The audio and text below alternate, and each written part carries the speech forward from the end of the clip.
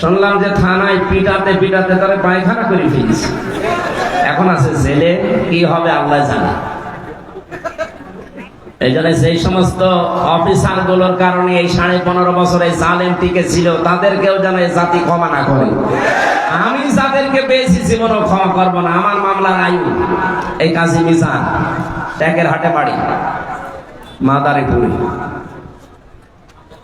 আমার কাউন্টার টেররিজমের সাথে যারা জড়িত ছিল, মনিরুল ইসলাম, আসাদুজ্জামান, ডিসি আব্দুল মান্নান, শেখ ইমরান, জাহিদ হাসান, আতিকুল ইসলাম, ওইয়া 1 টাকাও যেন আল্লাহ ছাড় না দেয়, এমনকি আমার পক্ষ থেকে কোনো মাফ নেই।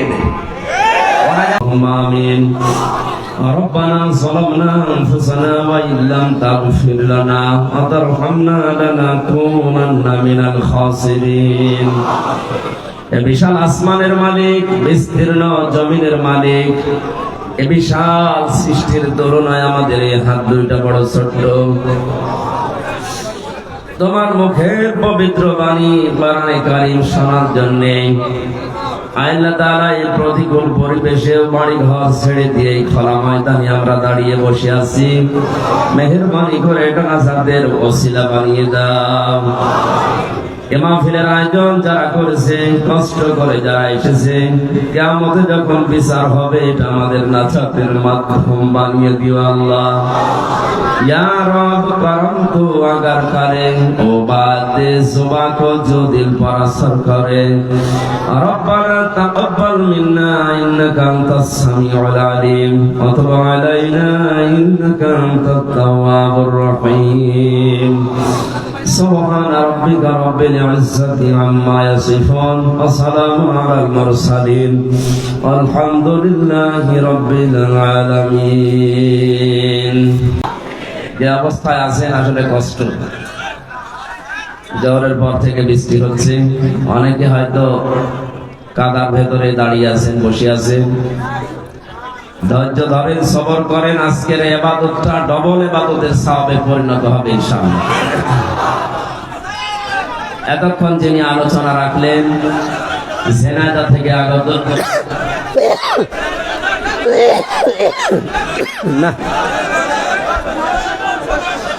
যারা মাওলানা হাফিজুর রহমান জিহাদি আলোচনা রেখেছেন, আপনাদের পাশের জেলা দিনাজপুরের কৃতি সন্তান মাওলানা হারুনুর রশিদ, সম্মানিত পরিচালক জনাব নওশাদ হোসেন,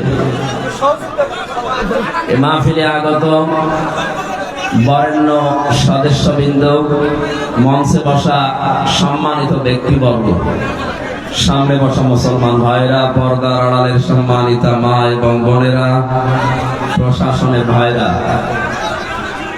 প্রাণ প্রিয় নীলফামারীবাসী, আল্লাহর দরবারে শুকরিয়া জানাচ্ছি যিনি আমাদেরকে কোরআন কারীম শোনার জন্য এই মহা দুর্যোগের ভেতরে বাড়ি থেকে নিয়ে আসলেন। বলেন আলহামদুলিল্লাহ।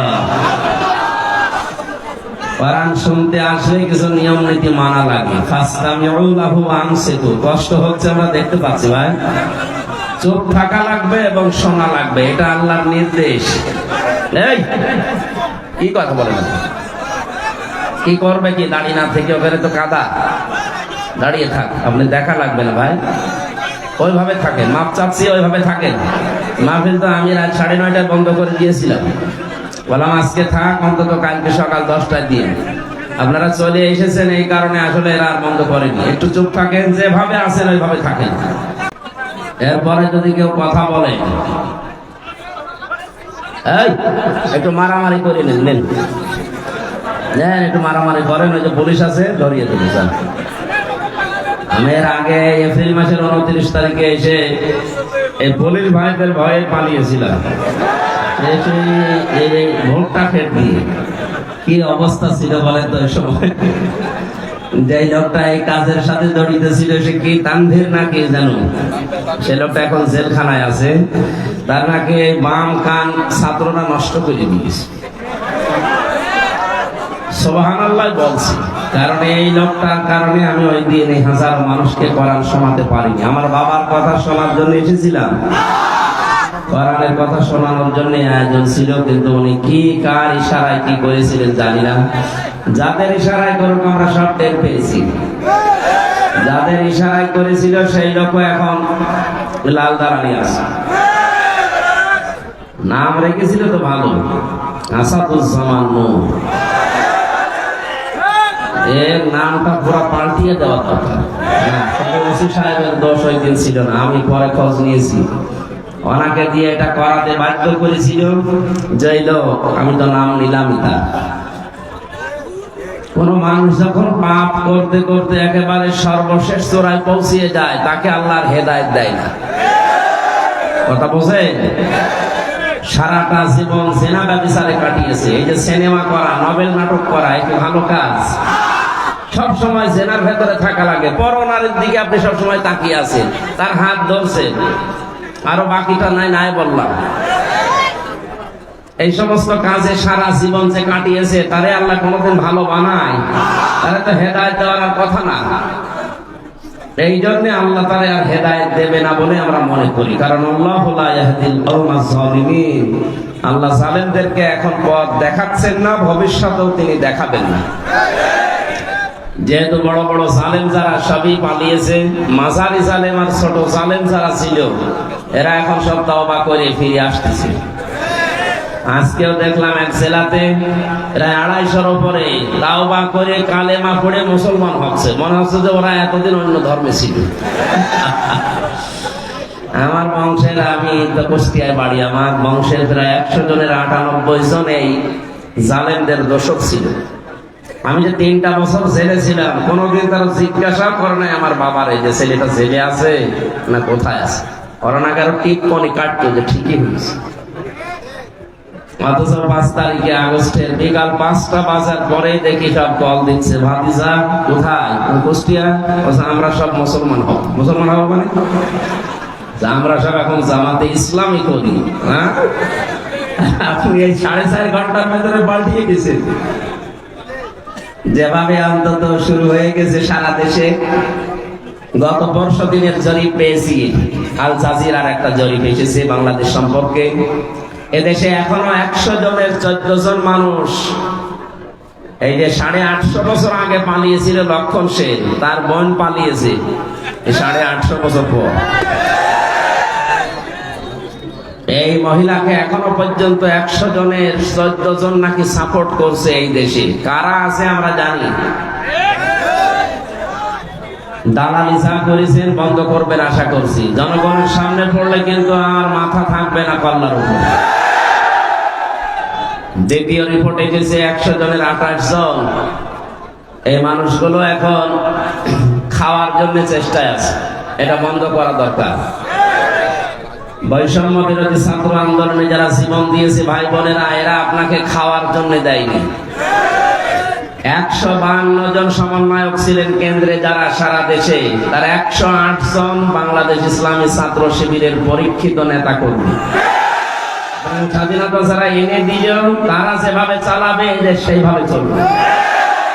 15.5 বছরে কিছুই করতে পারেনি। সুতরাং খাওয়া দাওয়ার চিন্তা ভাবনা যাদের আছে, থেমে যাবেন।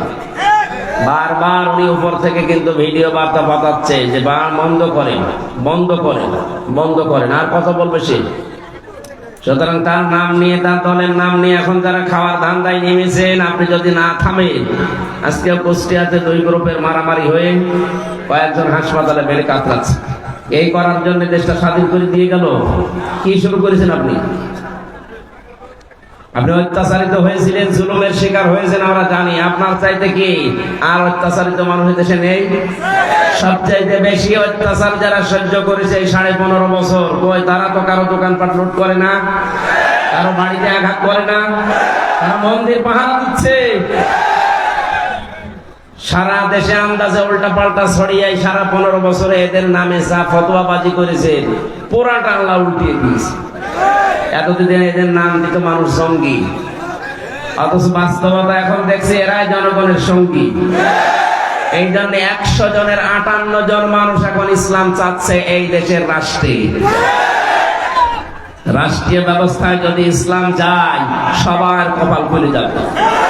কোন জায়গায় জুলুমের শিকার হওয়া লাগবে না ইনশাআল্লাহ। এই গ্যারান্টি কোরআন দিয়েছে ১৫০০ বছর আগে, ফামান তাবিআ হুদায়া ফালা খাউফুন আলাইহিম ওয়ালা হুম ইয়াহজানুন। এটা যদি দায়িত্বে নিয়ে যেতে পারেন, এই কোরআনকে অনুসরণ করে যদি ব্যক্তি থেকে শুরু করে আন্তর্জাতিক জীবন পর্যন্ত আমরা চালাতে পারি, কোনো ভয় থাকবে না। যারা ভয় দেখাতে চাচ্ছে তারাই ভয় পাবে ইনশাআল্লাহ, কোনো চিন্তা থাকবে না। কিসের ভয়, কিসের চিন্তা? মানুষ যে বিষয়গুলোতে ভয় পায়, এই ভয়গুলো আল্লাহ নিজের পক্ষ থেকে দূর করে দেবে।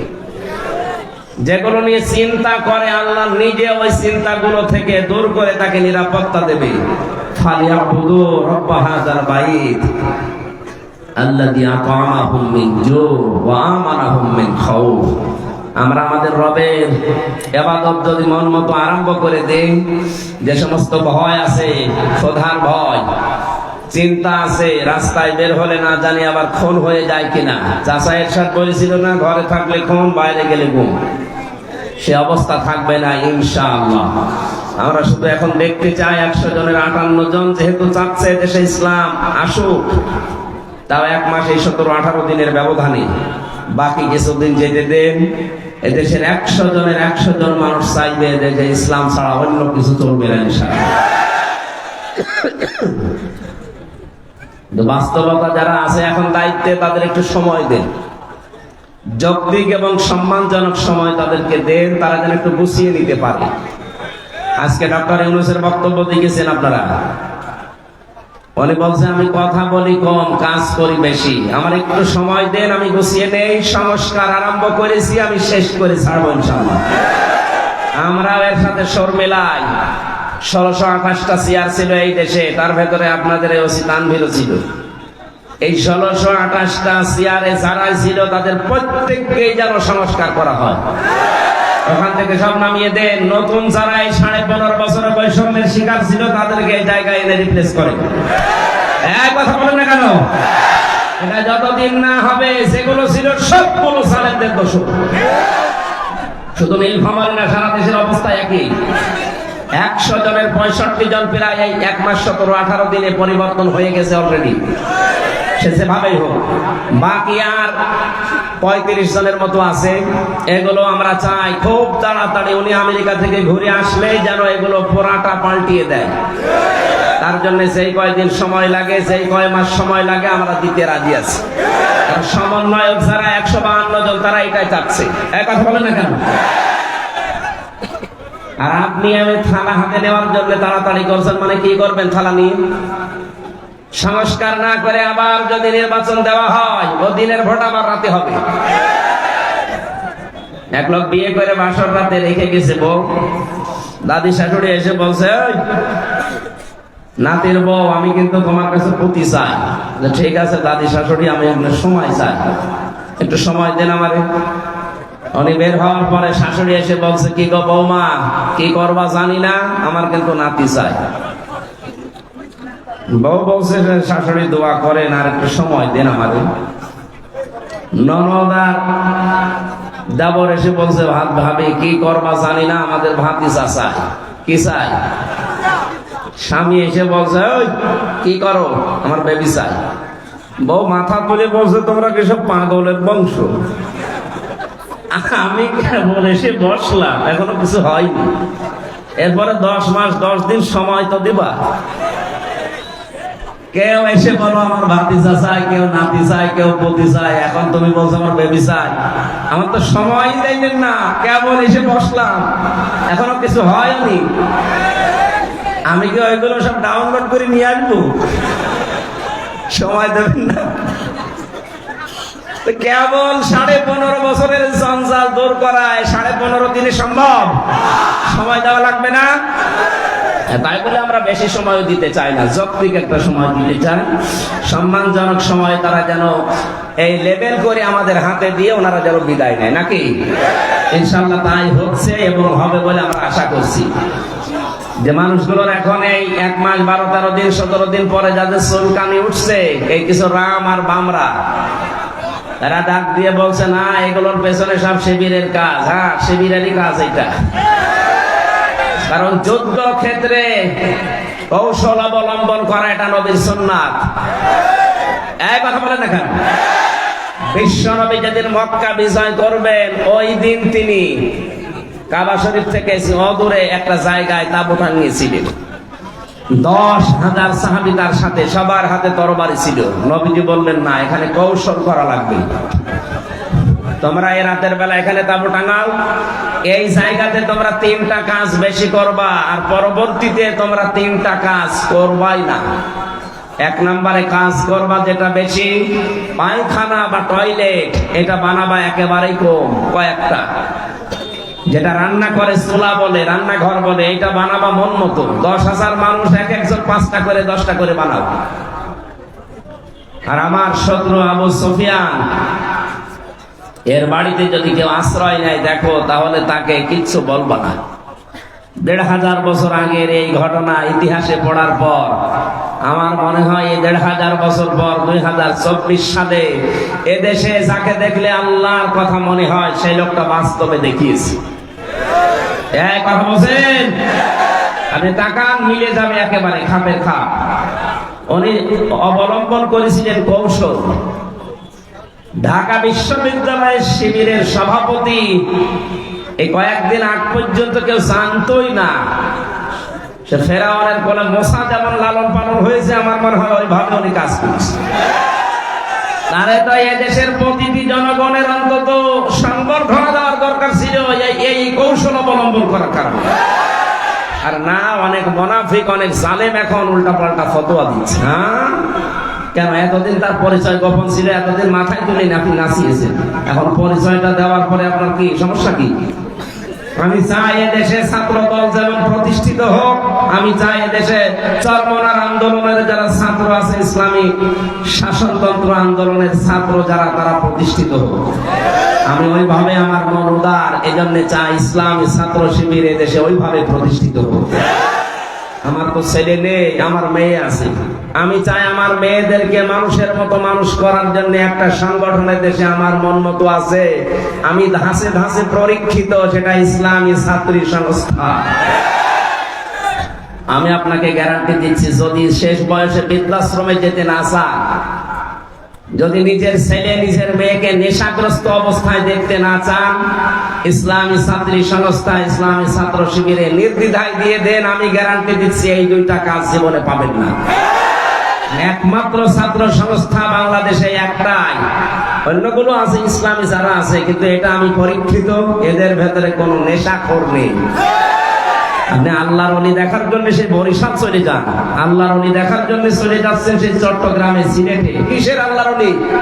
আল্লাহর ওলি আপনার বাড়ির পাশে ওই ছেলেটা যে যুবক মানুষ 5 ওয়াক্ত নামাজ পড়ে আর তাহাজ্জুদ আদায় করছে। এটা ট্রেনিং দেওয়ার জন্য ইসলামী ছাত্র শিবির, ইসলামী ছাত্রী সংস্থা, এটা আল্লাহর নিয়ামত। আমি আবার বলছি, ছেলে আল্লাহ আমাকে দেয়নি, 2টাই মেয়ে, এই 2টাকে এরকম জায়গায় ভর্তি করে দেব। আমার জীবনের কোনো চিন্তা থাকবে না যে তাদের নিয়ে, কারণ ওইভাবেই তারা ধাঁচে ধাঁচে গড়ে তুলবে। 5 ওয়াক্ত নামাজ পড়লে রিপোর্ট লেখা লাগে যে আমি 5 ওয়াক্ত নামাজ পড়েছি। আমি পরীক্ষিত এই কারণে বলছি, কয়েকদিন আগে আমার একটা শপথ ছিল, কিন্তু হয়নি। 120টার উপরে আমরা প্রশ্ন দিয়েছি, পারিবারিক জীবন সম্পর্কে 20টার উপরে। আমি সারা দেশে কোরআনের ওয়াজ করে বেড়াই, অথচ আমি এ পরীক্ষায় পাশ করতে পারলাম না, আমার সিরিয়াল আবার পেছিয়ে দিয়েছে। তাহলে যারা পাশ করেছে ওরা যদি সত্যি পাশ করে থাকে, তারা কোন ধাঁচের মানুষ আপনি টের পাচ্ছেন না? নবীজি যা করেছিলেন আমার মনে হচ্ছে 1,500 বছর পরে তাই করছে এই মানুষগুলো। এমনি এমনি আল্লাহ একেবারে সহজে বিজয় দিয়ে দিল। এর ভেতরে কত ঘাম, কত রক্ত, কত কৌশল, কত বুদ্ধি আপনি টের পাচ্ছেন? 15.5 বছর বহু চেষ্টা হয়েছে, কিচ্ছু হয়। জালেম আরো তার বৃদ্ধি বাড়িয়েছে। কথা বলেন। বিশ্বনবী জানালেন তোমরা পায়খানা কম বানাবা আর চুলা বেশি বানাবা। ওই সময় আবু জেহেল তো আগেই মারা গেছে বদরে।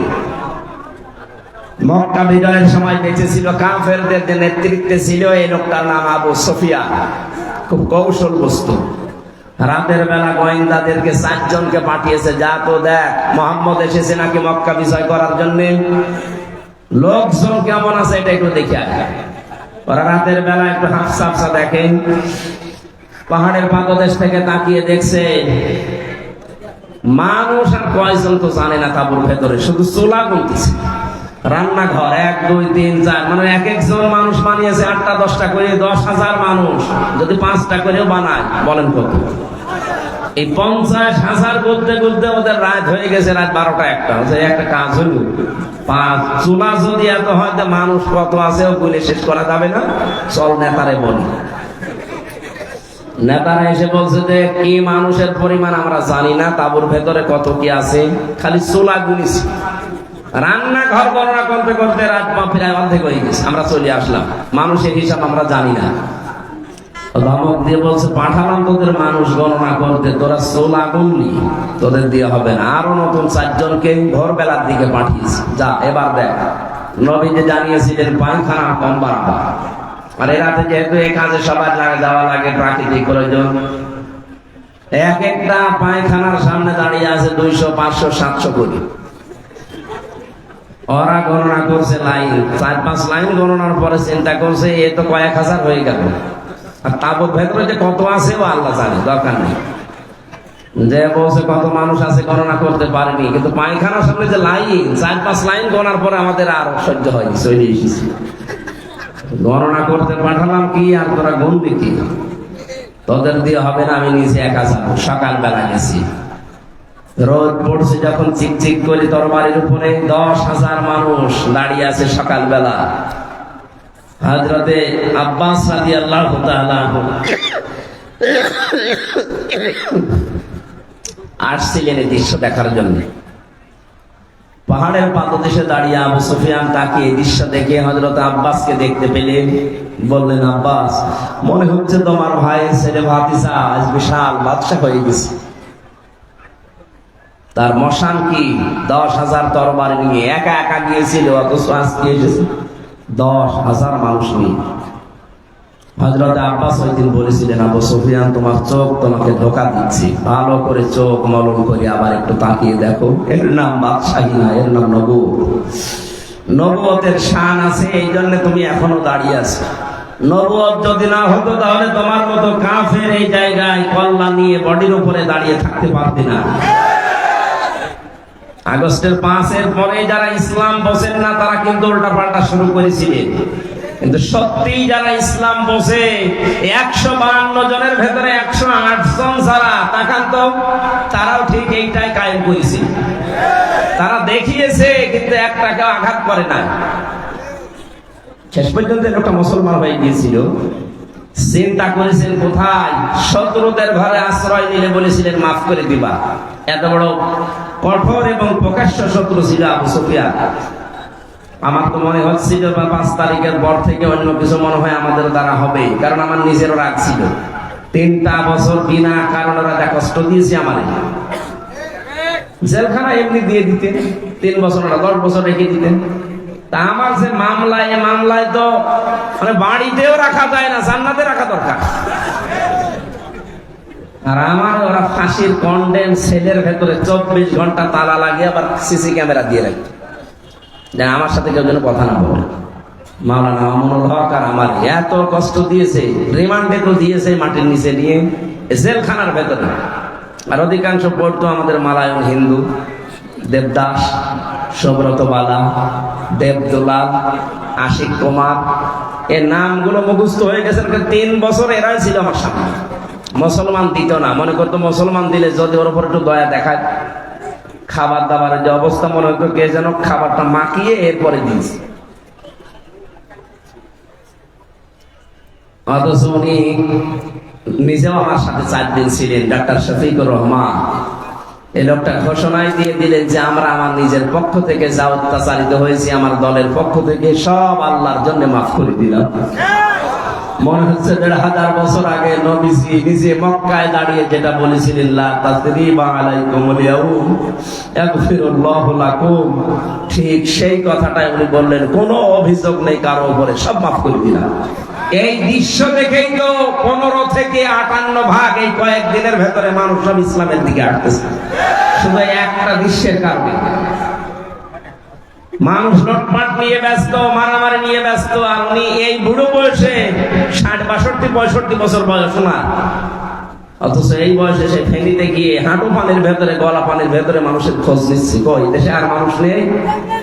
৫৫টা রাষ্ট্র পৃথিবীতে এখন, জাতিসংঘের আন্ডারে ১৯৫টা। বিশ্বে বহু দেশে আল্লাহ আমার এই ছোট জীবনে আমাকে নিয়েছি। ১০০ জনের ১৫ জন মানুষ চাইতো আগস্টের ৫ তারিখের আগে যে এই দেশে ইসলাম কায়েম হোক। তোমাকে ১ মাস ১৬-১৭ দিনের ব্যবধানের গত পরশু দিনের রিপোর্ট আমি বানাইনি, আল জাজিরা আন্তর্জাতিক একটা রিপোর্ট দিয়েছে এদেশের রক্ষণ করে, আন্দাজে দেয়নি তারা, চিন্তা ভাবনা করে তারা দিয়েছে। ১০০ জনের ৫৮ জন মানুষ এখন চাচ্ছে এই বাংলাদেশে আল্লাহর কোরআন কায়েম হোক। আর এটা কায়েম করার জন্য যিনি পালিয়েছে তার দ্বারা সম্ভব। এক কথা বলে না কেন?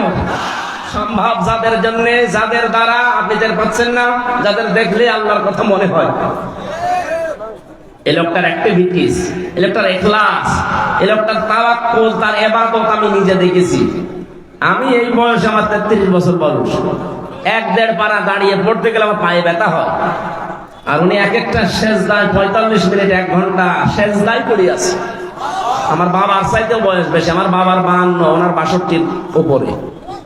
এত বয়সে যদি ইবাদত করতে পারে, যৌবন বয়সে কি করেছে তার ইখলাস দেখেই তো আল্লাহ মানুষের মনের ভেতরে মহব্বত, ভালোবাসা ঢেলে দিয়েছে। প্রকাশ্য শত্রু, তারপরও সামনে গেলে নরম হয়ে যায়। কুষ্টিয়ায় গিয়েছিল কিছুদিন আগে, এক নজর দেখার জন্য হিন্দু পর্যন্ত পাগল যে একটু দেখতে দেন। এই ভালোবাসাটা পয়দা করেছে টাকা পয়সা দিয়ে। এই কথা বলেন। আল্লাহ বলেন, কোন মানুষ যখন ঈমান আর আমলে উত্তীর্ণ হয় তখন আমি আল্লাহ ওই লোকটার প্রতি সৃষ্টি জগতের ভেতরে একটা ভালোবাসা পয়দা করে দিই। এটা বাস্তব আমরা এখন দেখলাম। সুতরাং চুলকানি যাদের উঠতেছে, শিবিরের নাম শুনে যে সমন্বয়ক ১৫২-র ভেতরে ১০৮ জনের শিবির। আরে শয়তান, তোর ছেলে মেয়ে কোথায় ছিল? বল, তোর ছেলে মেয়ে কোথায় ছিল এতদিন? যারা জীবন দিয়েছে এই সাইদ আবু সাইদ রংপুরে শিবিরের সাথে ছিল।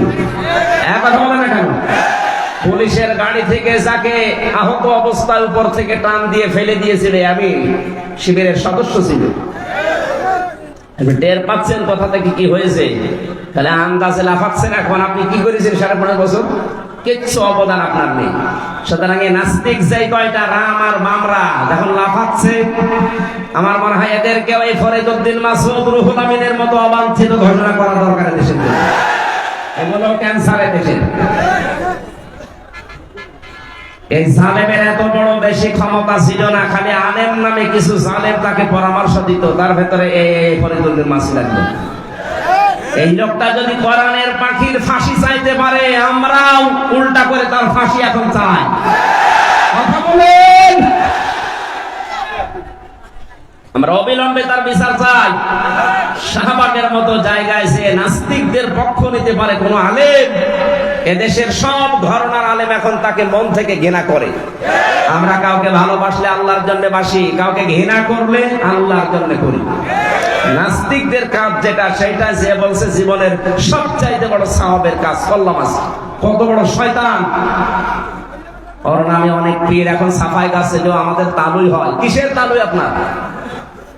কোরআনে কারীম জানিয়েছে যারা আল্লাহ রাসূল এবং জিহাদের বিরুদ্ধে অবস্থান নেয়, তারা যদি নিজের বাবা মা হয়, স্ত্রী হয়, সন্তান হয়, তাও তাদের বাদ দেওয়া লাগবে। সূরা তাওবার আয়াত, সূরা তাওবার 23 নম্বর আয়াতে তাফসীর পড়ে দেখেন, এখানে ৮-৯ জনের ব্যাখ্যা আছে। যে পীর নামে আপনি এত বড় পীর, বুজুর্গ মানুষ, এই কথা বললেন কি করে যে আমার তালুই হয়? কিসের তালুই? বাবার সাথে সম্পর্ক রাখা জায়েজ নেই যারা জিহাদের বিরুদ্ধে অবস্থান নেয়। আর এই লোকটা জিহাদের বিরুদ্ধে অবস্থান নিয়ে ১০০ তথাকথিত মুফতির সাক্ষ্য নিয়ে জানিয়েছে হাসিনাকে দিয়েছে যে এই দেখেন আমরা আলেমরা বলছি যা জিহাদ চলছে এদেশে এটা জায়েজ নেই। এমনকি আবু সাইদ সহ যারা শহীদ হয়েছে হাজারের উপরে, অনেক আলেম নামে জালেম এখনো পর্যন্ত তাদের শহীদ বলতে রাজি না। যারা এই স্বাধীনতাকে স্বীকার করছেন না, তারা এই স্বাধীন দেশে থাকার যোগ্য না। বলেন, আপনি বেরিয়ে যেতে পারেন। ৭১ সালে যাদের ভূমিকা উল্টা ছিল তাদেরকে যদি দেশ থেকে বের করার জন্য ঘোষণা আসতে পারে, ২৪ সালের এই স্বাধীনতায় যারা এখনো পর্যন্ত মেনে নিতে পারছেন না, ১০০ জনের ১৪ জন এখনো আছে। আমরা চাই আপনারা চলে যান। যান, যেখানে যাবেন যান, যেহেতু চলে গেছে আপনারাও যান, দরকার নেই আপনাদের। আমাদের দেশ আমরা সাজিয়ে নিতে পারবো ইনশাআল্লাহ। শুধু বাইরের টাকাগুলো আনতে দিন। ডাক্তার মোহাম্মদ ইউনূস ঘোষণা দিয়েছে যে টাকাগুলো ছিল 3 ভাগ, 4 ভাগের 3 ভাগ প্রায় আসার প্রক্রিয়া আরম্ভ হয়ে গেছে, বাকি 1 ভাগও আসবে। যারা এগুলো করেছিলেন 1 টাকাও যেন ছাড় দেওয়া না হয়, সব টাকা আমরা ফেরত আনতে চাই। আজকে আসার সময় প্রশাসনের ভাইদের দেখলে মানুষ ধাক্কা দিচ্ছে, গালি দিচ্ছে, দোষ ওনাদের কিসের? উপরে যে কয়েকজন কোলাঙ্গার ছিল, এই কোলাঙ্গারদের কারণে আজ পুরা প্রশাসনের উপরে মানুষের ক্ষোভ। হ্যাঁ, ওনারা হুকুম পালন করেছে যারা, তারা দোষী। যে মানুষগুলো হুকুম দিয়েছে, দোষ তো তার আছে। হুকুম পালন করতে গিয়ে শেষ পর্যন্ত আর যখন দেওয়ালে পিঠ থেকে গেছে, তখন যারা এগুলো করেছে তাদেরকে আল্লাহ মাফ করে দেবে। কিন্তু যে মানুষগুলো আরো আনন্দে করেছে, এই তানভীর ওসির মতো কান তো একটা ছাত্ররা ফাটিয়ে ফেলেছে, শুনলাম যে থানায় পিটাতে পিটাতে তারা পায়খানা করে ফেলেছে, এখন আছে জেলে। কি হবে আল্লাহ জানে। এই জন্য সেই সমস্ত অফিসার গুলোর কারণে এই 15.5 বছর এই জালেম টিকে ছিল, তাদেরকেও যেন এই জাতি ক্ষমা না করে। আমি যাদেরকে পেয়েছি জীবনও ক্ষমা করবো না। আমার মামলার আয়ু এই কাজী মিজান, ট্যাকের হাটে বাড়ি, মাদারীপুরে। আমার কাউন্টার টেররিজমের সাথে যারা জড়িত ছিল, মনিরুল ইসলাম, আসাদুজ্জামান, ডিসি আব্দুল মান্নান, শেখ ইমরান, জাহিদ হাসান, আতিকুল ইসলাম, ভইয়া, 1 টাকাও যেন আল্লাহ ছাড় না দেয়, এমনকি আমার পক্ষ থেকে কোনো মাপ নেই এদের। ওরা যেমন জানা শোনার পরও বিনা কারণে আমার 3 বছর আটক করে রেখেছে, আমরাও চাই এগুলো 3 বছর করে জেলে থাক। তাও এই ছেলে না মাটির নিচে আয়না ঘর এখন আর আছে? আছে, ওটা জাদুঘর হিসাবে রাখা হবে। সমন্বয়কদের ভেতরে অন্যতম এখন উপদেষ্টা যিনি আসিফ মাহমুদ ভইয়া ঘোষণা দিয়েছে আয়না ঘর ভাঙা হবে না, ওইভাবে থাকবে। সারা বিশ্ব থেকে মানুষ যারা পর্যটক আসবে তারা যেন জানে যে এই দেশে একজন জালেম আছিল। ওই যে জালেম, কারো বলতে কোনো দ্বিধা আছে? জালেমকে কেউ যদি জালেম না বলে, সেও জালেম। এমনকি জেনে শুনে কেউ যদি জালেমের পক্ষ নেয়, নবীজি বলেন সে আমার উম্মত থেকে খারিজ হয়ে যায়। এবার আপনি কি করবেন? আপনার সিদ্ধান্ত। প্রকাশ্য যে লোকটা জুলুম করেছে, নিজের উপরে জুলুম করেছে, পরিবারের উপরে, সমাজের উপরে, জনগণের উপরে, জালেমদের কোনো ক্ষমা আমরা করলেও হবে না, কারণ আল্লাহ নিজে মামলা দেবে জালেমের বিরুদ্ধে।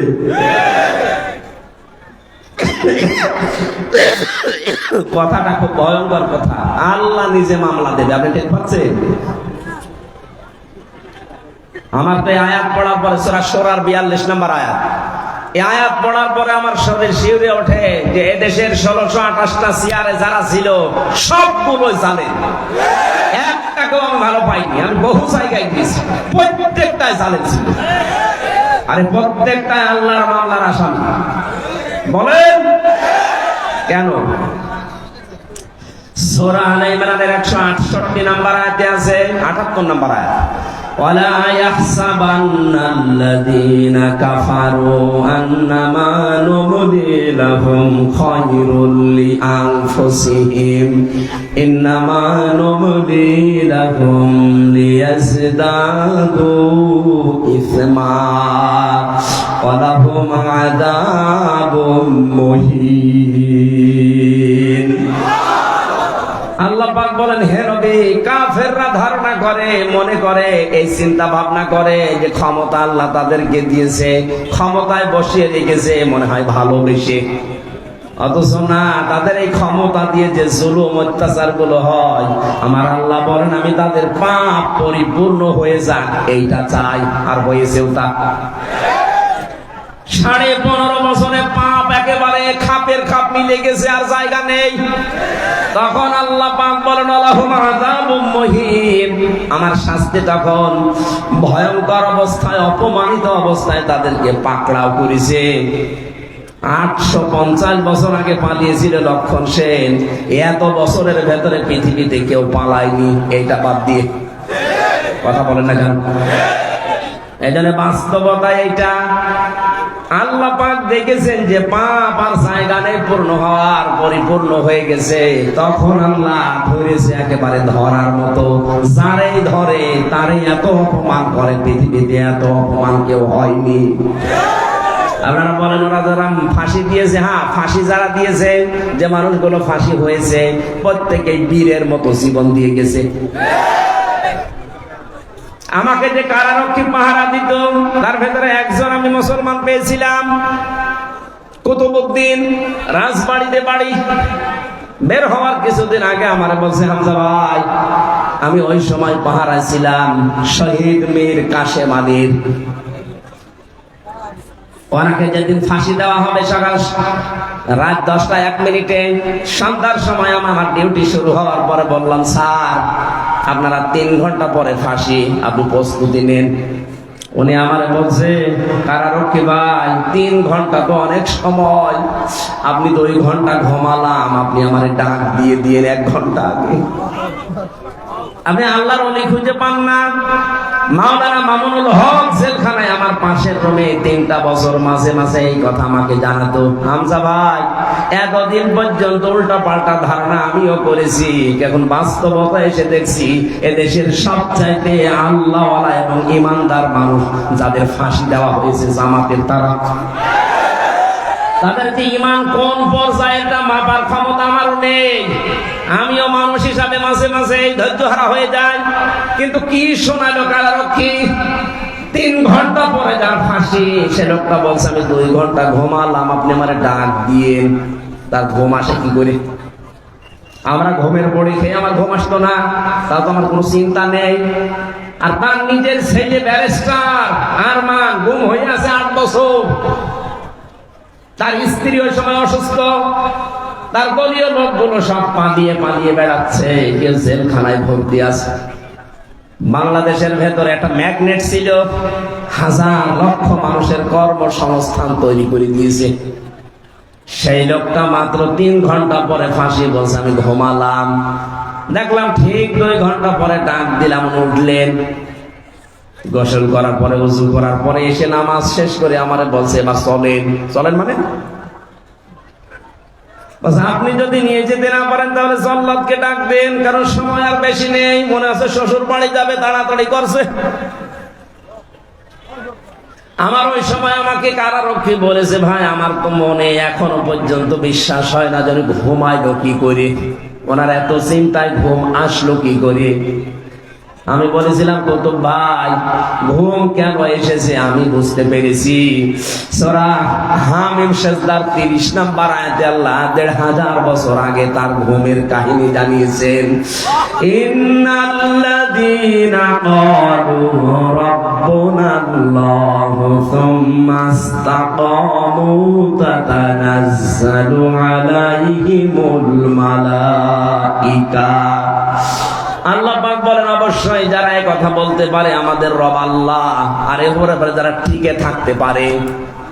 এ বাংলাদেশের 100 জনের 96 জন যেহেতু আমরা মুসলমান, আমরা এক বাক্যে চামড়ার মুখ দিয়ে বলে ফেলতে পারি আমাদের রব আল্লাহ, কিন্তু টিকে থাকার মতো মানুষ মাত্র 100 জনের 15 জন ছিল। কথা বলছেন 96 জন মানুষ আমরা বলি যে হ্যাঁ আমাদের রব আল্লাহ, কিন্তু ঝড় আসলে টিকে থাকার মতো মানুষ মাত্র 100 জনের 15 জন। বাকিগুলো সব ওই আমার তালই হয়, এই লাইনে আছি। ঝড় দেখলেই বাতি আগে নিভে যায়। কোথায় সেই সৈয়দপুরে ঝড় উঠেছে, এই জল ঢাকায় বাতি নিভে গেছে। কিন্তু যারা টিকে থাকতে পারে সৈয়দপুরে না, এখান থেকে 1/2 কিলোমিটার দূরেও যদি বিশাল ঘূর্ণিঝড় শুরু হয় বাতি জ্বলতে থাকে। তাদের ভেতরে একজন শহীদ মীর কাশেম আলী। এই লোকটাকে যখন আল্লাহ একজন আছে তিনি আমাদের রব এবং টিকে থাকার মতো ঈমান আল্লাহ দেখলেন যে হ্যাঁ টিকে আছে, আল্লাহ পাক বলেন তখন তার বিপদে আমি আল্লাহ ফেরেশতা পাঠাই। এ কথা কার? আরো জোরে বলেন। এটা যে প্রমাণ হয়েছে এই দেশে সেই কথাটাই শোনালাম। কেন ওই লোকটা ওই সময় এ কথা বললো যে আমি 2 ঘন্টা ঘুমাই? আপনি কি স্বাভাবিক মনে করছেন? বলতে আমার যত সহজ লাগছে, বিষয়টা এত সহজ না, কারণ আমি নিজে তো পরীক্ষিত। ঘুমের পাওয়ার আলা পড়ি, খাওয়ার পরে আমার ঘুম আসতো না। আর তার বিনা চিন্তায়, কোনো চিন্তায় নেই, আমার তো মনে হচ্ছিল যে আল্লাহ যেন নিজে ফেরেশতা পাঠিয়ে তার কানের কাছে কথা শোনাচ্ছে, আল্লাহ তাখাফু ওয়ালা তাহজানু, কোনো ভয় নেই, কোনো চিন্তা নেই। আয়াতের তাফসীর পড়তে গিয়ে আমি 2টা বিষয় পেয়েছি। ফেরেশতারা আসার পরে কানের কাছে মুখ নিয়ে জানাতে থাকে, মীর কাসেম আলী ভয় পাবেন না। কিসের জন্য ভয় করেন আপনি? ওই যে জান্নাত দেখা যাচ্ছে, ওয়াবশিরু বিল জান্নাত। 2 নম্বরে ভয় নেই, চিন্তাও নেই। কিসের চিন্তা? হয়তো আপনার ছেলে ব্যারিস্টার গুম হয়ে আছে, এই চিন্তা হতে পারে। আপনার দ্বারা লক্ষ লক্ষ মানুষের কর্মসংস্থান তৈরি হয়েছে, তাদের কি হবে এই চিন্তা হতে পারে। কারণ বাতিলরা সবগুলো 2 নাম্বারই করে নিয়ে নিয়েছে। এই যে ইসলামী ব্যাংক, এক কথা বলছে না, যতগুলো প্রতিষ্ঠান তিনি বানিয়েছিলেন ইবনে সিনা সহ, অধিকাংশগুলোই বিভিন্ন কায়দা কৌশলে বাতিলরা সব নিজের মন মতো নিয়েছে। এখন আল্লাহ পাক আবার সময় দিয়েছে, এগুলো সব আস্তে আস্তে এরা ফেরত পাচ্ছে। ইসলামী ব্যাংক এখন আবার দাঁড়িয়ে যাবে, কারণ যত টাকা আপনি আত্মসাৎ করেছেন সব এখন ফেরত নেওয়া হচ্ছে। চিন্তা করবেন না, এই মানুষগুলো নিয়ে আপনার দলীয় লোকজন সব পালিয়ে বেড়াচ্ছে, কেউ জেলখানায় ভর্তি আছে, আপনার স্ত্রী অসুস্থ, কোনো চিন্তা নেই, সবগুলো আমার আল্লাহ নিজের হাতে তুলে নিয়েছে। এই কারণেই তিনি মনে হয় বলছিলেন, ভাই তাড়াতাড়ি করে আমার নিয়ে চলেন, আমি জান্নাত দেখতে পাচ্ছি। আল্লাহর ওলি আমরা খোঁজার জন্য কত জায়গায় টাকা পয়সা খরচ করি, এ মানুষগুলোর অ্যাক্টিভিটিস আমি নিজে দেখতে পেয়েছি, এই কারণে শোনালাম। আল্লাতী কুনতুম তুআদুন, যার ওয়াদা আল্লাহ নিজে করেছেন, নাহানু আউলিয়াউকুম ফিল হায়াতিদ দুনিয়া ওয়া ফিল আখিরাহ। ফেরেশতারা যেন এসে বলে, আমরা আপনাদের বন্ধু ছিলাম দুনিয়ায়, বন্ধু যদি না হবে, মাত্র 1000-এর উপরে জীবন দিয়ে গেল কিছুদিন আগে। আমার তো মনে হচ্ছে শুধু শহীদ আবু সাইদ না, রায়হান, মুগ্ধ, ইয়ামিন না, এদের সাথে আল্লাহ আবাবিল পাঠিয়েছিলেন। কয়েক ঘন্টার ব্যবধানে যে এত পরিবর্তন হয়ে যাবে। কুষ্টিয়াতে আমার সামনে 5 তারিখে 14 জন মারা গেছে, 1টার আগে। 1:30টার সময় যখন উনি পালাচ্ছে শুনলাম, কে যেন আমাকে জানিয়েছে। পরবর্তীতে শুনলাম যে ওর পরে আরো 2 জন মারা গেছে, 16 জন। ওই পর্যন্ত যারা গুলি চালিয়েছিলেন তাদের কোনো ক্ষমা নেই। তার ভেতরে একজন ছিল আমার বাড়ির নিচে, ওরে যদি জনগণ পায় কুষ্টিয়াতে পিটিয়ে মেরে ফেলবে। আপনি তো নিজেও জানতেন যে উনি পালিয়েছেন 1:30টার সময়, 4টা পর্যন্ত গুলি চালালেন কার হুকুমে বলেন? বাড়িতে এসে দেখলাম যে তালা মারা, উনি নেই, আজও নেই, কালও নেই, কোথায় গেছে ও জানার, ওর আল্লাহ জানে। আমি কথা বলার জন্য ছোট্ট কাহিনীটা বললাম। সত্যি কোন মানুষ যদি আল্লাহকে রব বলার পরে টিকে থাকতে পারে, মহান আল্লাহ তাকে যে সাহায্য করে জমিনে, এটা আমরা নিজে দেখেছি। এই জন্য আমাদের ঈমান যা ছিল আল্লাহ আরো বাড়িয়ে দিয়েছেন, বলেন আমিন। এটা যেন টিকে থাকে। আমরা মুনাফিকি করতে চাই না। এই দেশ এখন ইসলামপন্থীদের হাতে সবচাইতে বড় নিরাপদ, এটা প্রমাণ হয়ে গেছে। ইসলাম যাদের কাছে নেই তাদের কাছে দেশ নিরাপদ না। তারা সুযোগ পেলে মারিং কাটিং করবে, বেঁচেও দিতে পারে। কিন্তু যাদের কাছে ইসলাম আছে তারা এদেশ জীবন দিয়ে হলেও রক্ষা করবে। তার প্রমাণ আবু সাইদ। কথা বলেন না কেন? সুতরাং আমরা চাই 58 জন যখন হয়ে গেছে, আর কিছুদিন সময় দেন, এদেশের 100 জনের 100 জন চাইবে যে দেশে ইসলাম ছাড়া আর কিছু করতে দেবো না। যারা দায়িত্বে আছে এরাও যেহেতু অধিকাংশ গুলো মুসলমান, আল্লাহ এই মানুষগুলোকে যেন ওমরের মতো পাল্টিয়ে দেন। জোরে বলেন না কেন আমিন। পৃথিবীতে ভালো কাজ বলে আমরা যারা অনেক দরবার থেকে, অনেক জায়গা থেকে, অনেক দল থেকে ভালো কাজের এই শব্দটা নিয়ে চিল্লাপাল্লা হয়। ভালো কাজ কোনটা, এইটা আজকে কোরআন দিয়ে আমরা জানবো। এরপরে সামনে আমাদের জীবন ওই ভালো কাজে লাগাবো ইনশাআল্লাহ। সূরা মুলকের 2টা আয়াত পড়েছি। প্রথম আয়াত আল্লাহর একত্ববাদ, আল্লাহর পরিচয়, বড়ত্ব, মহত্ব, গুরুত্ব, এই সমস্ত বিষয় নিয়ে আলোচনা আছে, আমি ওইটাই গেলাম না। দ্বিতীয় আয়াতে আছে আল্লাহ রাব্বুল আলামিন বলেন, আল্লাযী খালাকাল মাউতা ওয়াল হায়াতা লিয়াবলুয়াকুম আইয়ুকুম আহসানু আমালা ওয়া হুয়াল আজিজুল গফুর। বলেন আমিন। রব্বুল আলামিন বলেন সূরা মুলকের 2 নম্বর আয়াতে, তিনি সেই আল্লাহ যিনি তোমাদের মউত আর হায়াত বানিয়েছেন একটা পরীক্ষা করার জন্য, যে সবচাইতে বেশি ভালো কাজ করে তার কাছে যেতে পারে। আমরা যেহেতু সবাই যাওয়া লাগবে, এটা আপনি যেতে চান আর না চান যাওয়াই লাগবে, এটাই ফাইনাল।